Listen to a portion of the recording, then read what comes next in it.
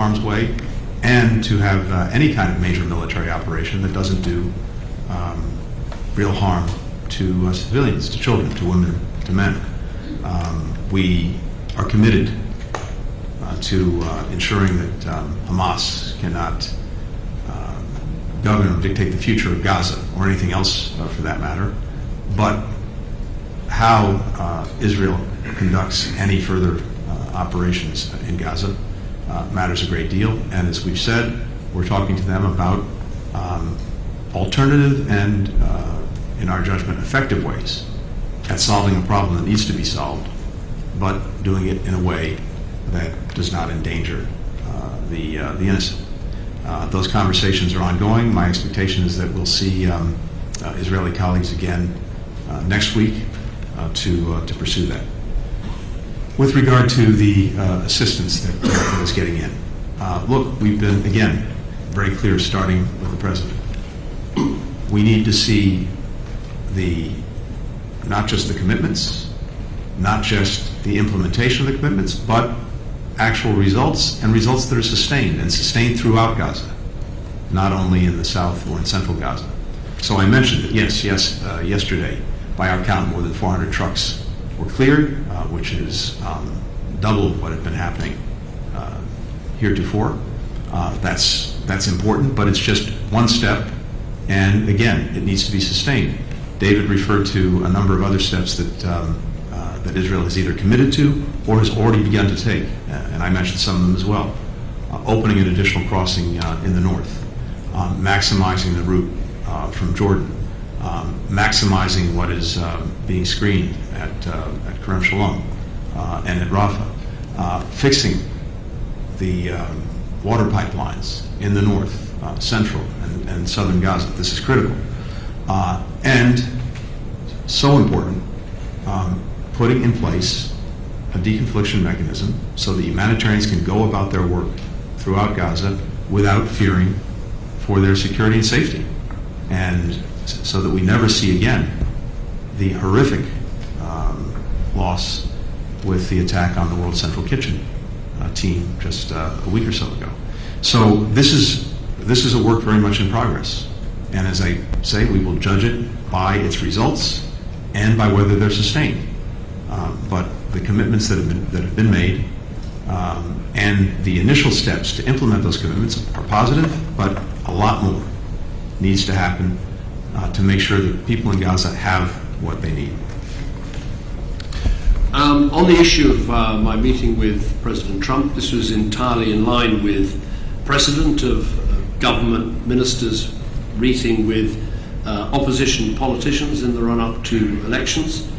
I remember when I was Prime Minister meeting Mitt Romney when he was a candidate. I remember Gordon Brown meeting Barack Obama when he was a candidate. I think Tony recently had a meeting with Keir Starmer, the Labour leader, in Munich. So these things are entirely proper, but it was a private meeting, so I haven't really got anything to add to your questions. But we discussed a range of important geopolitical subjects. And on hostages, yes. Yeah. I would just say we're doing everything we can to help. There are two British nationals, but others with British connections, so we're doing everything we can. I would just make the point that ultimately the people responsible for holding these hostages are Hamas. They could release the hostages now. I'm not involved in the minutiae of the negotiations, but I know, very big offers have been made by Israel to release loads of prisoners from their prisons in response to hostages being released. And, we need the hostages to come home. We need the aid to get in, and it's Hamas more than anyone else that are standing in the way of that happening. And I would just add that I know Rachel well. If I were sitting in her shoes, I'd undoubtedly be feeling and saying the same thing, because until the day that Hirsch is home, we will not have succeeded in doing what we're determined to do, which is to bring him and bring all the hostages back. We have our teams working on this 24/7. We're working, as you know, closely with Qatar, with Egypt, with Israel. Bill Burns has been doing extraordinary work on this. Many of us have been deeply engaged, working with the governments in question. We have an offer that's on the table now to Hamas that is very serious and should be accepted. Hamas could move forward with this immediately and get a ceasefire that would benefit people throughout Gaza, as well as, of course, get the hostages home.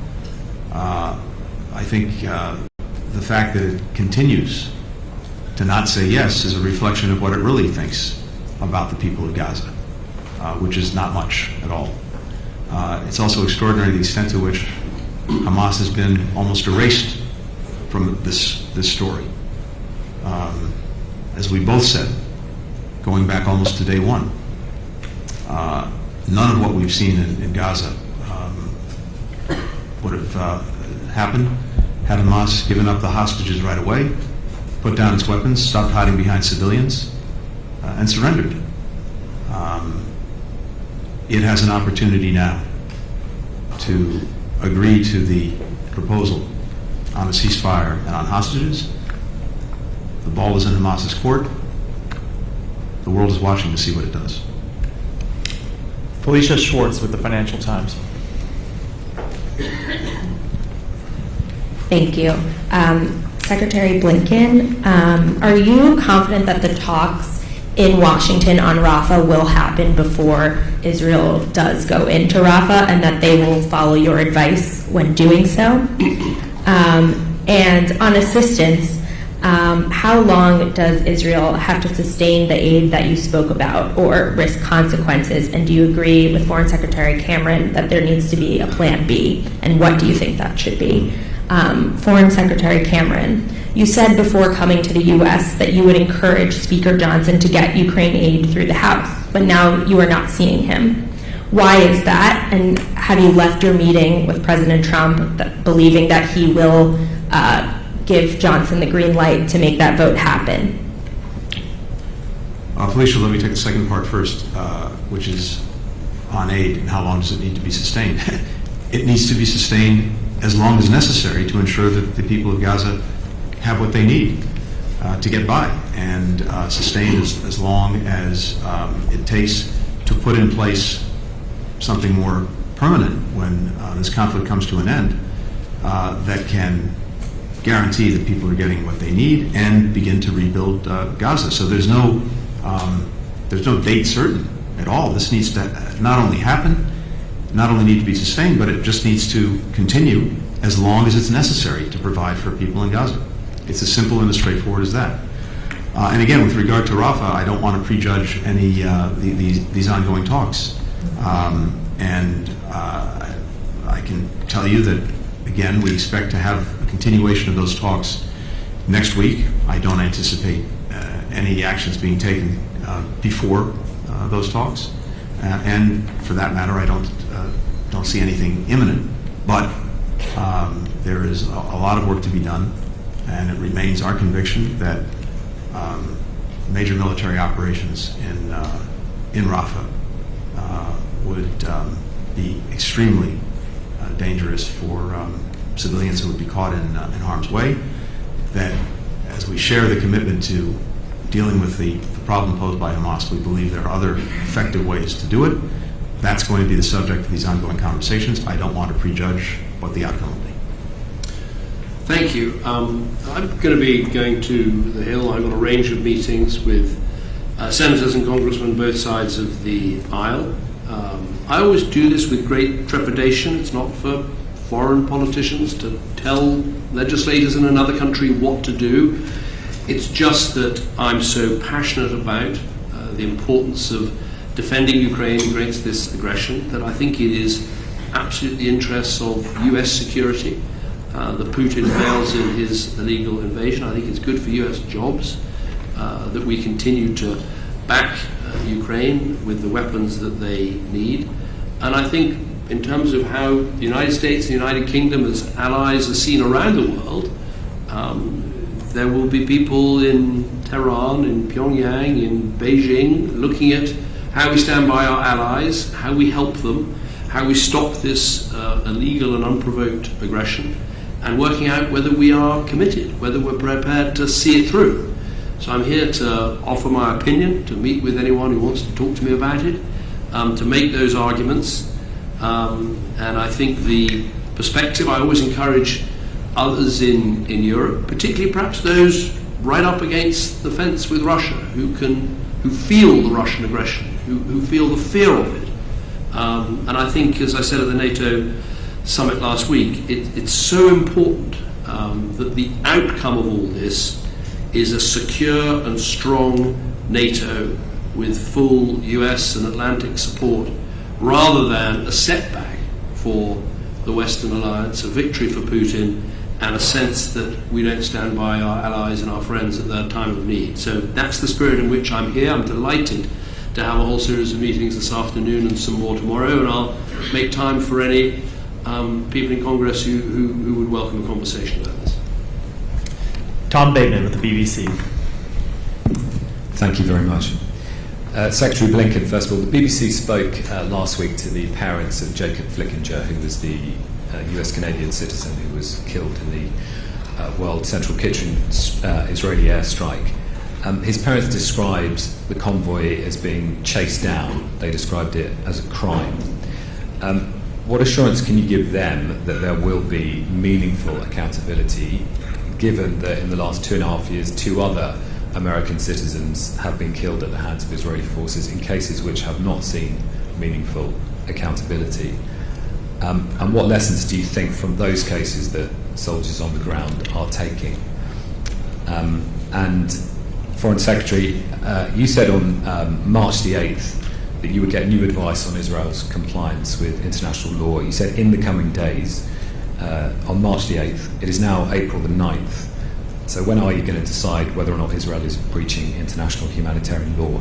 And you talked about, on Ukraine, not wanting to lecture and to come here. You've also said that you're dropping diplomatic niceties on this issue. You've compared those who won't act to the appeasers of Hitler in the 1930s, and asked people to change the narrative on Ukraine. What evidence do you have that coming here that approach is working? And in that context, do you still think that Donald Trump is protectionist, xenophobic, and misogynistic? Tom, thank you. I'll start first. I spoke over the weekend to Jacob's father and to his partner. I heard directly from them separately. Jacob believes an 18-month-old son. Leaving everything else aside, just on a purely human level, my heart goes out to that family and to that little boy who now has no father. I said the other day that the World Central Kitchen team, Jacob, were genuinely heroes. And I hope that no matter what else, we never lose sight of that fact. The extraordinary ways in which Jacob and the others put their lives on the line to help people who were so desperately in need when it mattered the most. It's an extraordinary inspiration, but it's also an extraordinary responsibility on our shoulders and everyone else's to do everything we can to ensure that this never happens again, and that in Gaza in particular, humanitarian workers can go about their work with as much security as possible. So we are looking very carefully at the conclusions of the investigation that Israel conducted. We're asking questions about it. We're engaged with the Israelis. We're engaged with humanitarian organizations. And we want to make sure that, again, the investigation produces real change that can better ensure the security and safety of humanitarian workers. And, to your point as well, accountability. Israel has taken some initial steps in that direction, including by removing 2 senior commanders who were engaged in this horrible incident. But we're in the process, an ongoing process, of looking at the conclusions and talking both to Israel and humanitarian organizations about it. One other piece of business before I turn it back over to David, unfinished business, which is simply to say thank you. You heard Foreign Secretary make a commitment on behalf of the United Kingdom to supporting the efforts that we're undertaking in Haiti, and particularly supporting a multinational security support force to go in to bolster the Haitian National Police to help regain control of Port-au-Prince from the gangs, to enable a democratic process to move forward toward elections, and to create an environment in which humanitarian assistance, development aid can get in and get to where it's needed. So I just want to say how grateful we are to the United Kingdom, as well as to other partners who've been stepping up to support this effort. It means a great deal. Thank you. Thanks. On Israel and international humanitarian law, as required by the UK's robust arms export control regime, I have now reviewed the most recent advice about the situation in Gaza and Israel's conduct of their military campaign. The latest assessment leaves our position on export licenses unchanged. This is consistent with the advice that I and other ministers have received, and as ever, we will keep the position under review. Let me be clear, though, we continue to have grave concerns around the humanitarian access issue in Gaza, both for the period that was assessed and subsequently. We've seen a welcome increase in trucks with, as Tony said, perhaps as many as 400 going in yesterday, the highest since October the 7th, and of course public commitments from Israel to flood Gaza with aid. These now need to be turned into reality. Our position is in line with our international partners. So far, no like-minded countries have taken the decision to suspend existing arms export licenses to Israel. And I'd add that Israel remains a vital defence and security partner to the UK. Our cooperation makes the UK and Israel more secure from external threats. We will continue to use this robust legal process to assess these issues. And I just add, we don't publish legal advice, we don't comment on legal advice, but we act in a way that is consistent with it. We're a government under the law, and that's as it should be.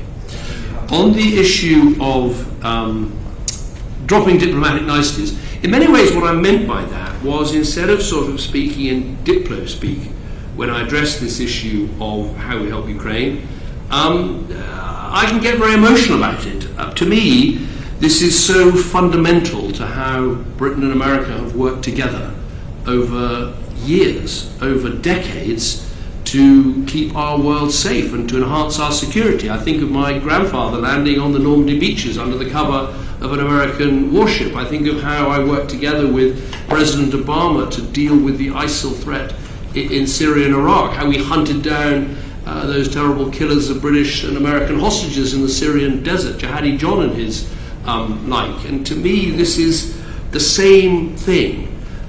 We face a huge threat from an aggressive Putin taking other countries' territory by force. And it is so important that we stick together. This is the great lesson from NATO, celebrating its 75th anniversary this year, is that if we stick together, if we work together, we can create a more secure Europe, but also a more secure US. And I say this as someone who doesn't just like and respect America. I say this as someone who loves this country. I mean, of course, I love my own country more than anything, but I do love the United States. I feel passionate about this country, its role in the world, in defending freedom, in standing up to aggression, in trying to take the side of countries that are being traduced in this way. And so when I go and speak with colleagues in